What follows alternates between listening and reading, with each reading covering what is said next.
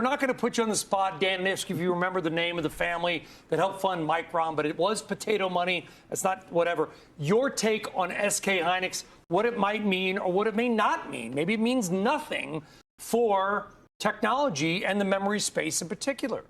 Yeah, I think it's a watershed day. I mean, not just for SK, but I think for Korean tech and in terms of what you see in terms of the memory market. Because, look, it speaks to our views. Someone like myself spent so much time in Korea. Equilibrium, demand supply, it's not happening for another 2 years.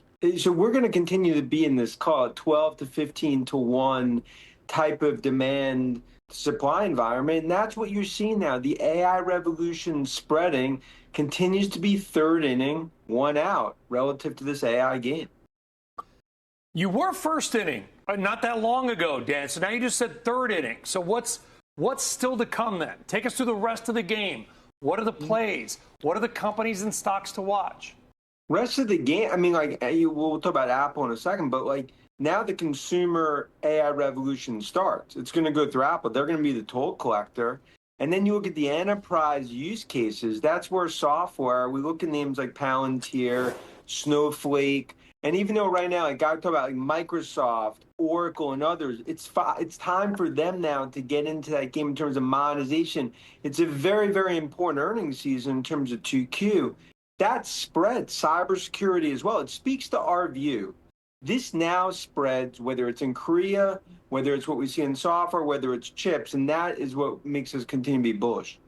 All right, Dan, since you brought it up, Oracle, which has been now horrible since September. You remember, I know you remember, the stock went up 40% on the back of that announcement.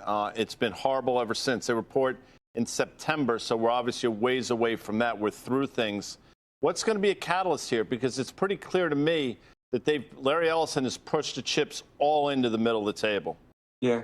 Hey, look, and it comes down to, obviously, on a CapEx perspective, they got to show ultimately conversion and RPO, not just in terms of on OpenAI, but in terms of more and more of those deals. I think that's going to give the street more comfort because, look, it's New York City cab driver right now is bearish on Oracle. I mean, they are as much in the penalty box as anyone, but I think that's ultimately the wrong move because they will be able to monetize. And it's just like what's happened with Microsoft. It's what happened with so many of these other names. Now it's to prove it next, call it 3 to 6 months. Well, people, Dan, are worried about Oracle's balance sheet. They're worried about the debt levels. I mean, that's really what it comes down to, I think, with Oracle. Yeah, but I think to that point, if you look at their debt load, it's still a small piece relative to their overall capital structure. And they've already talked the 45 to 50 billion, how they're going to raise it. Now, clearly, they're going to have to do more. But I think, Brian, if you look out, you got to look at these stories over the next 12, 18, 24 months. That's the key.